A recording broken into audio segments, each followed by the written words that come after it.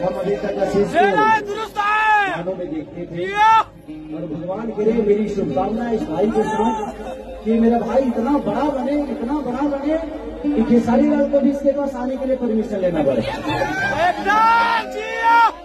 जी हाँ, एक तरफ भोजपुरी और एक तरफ मगही ट्रेंडिंग स्टार के साथ में मगही स्टार। देखिए दोस्तों, आशीष यादव जो हैं खेसारी भैया के साथ में, खेसारी भैया आशीष यादव को इतना आशीर्वाद दिए हैं, इतना आशीर्वाद दिए दोस्तों आप मत पूछिए।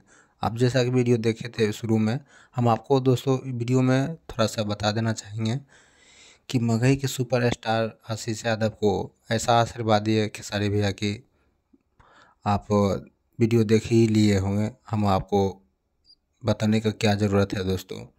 आप चाहिए आप मगही सुपरस्टार को इतना आशीर्वाद दीजिए, इतना आशीर्वाद दीजिए और आगे बढ़े और खेसारी लाल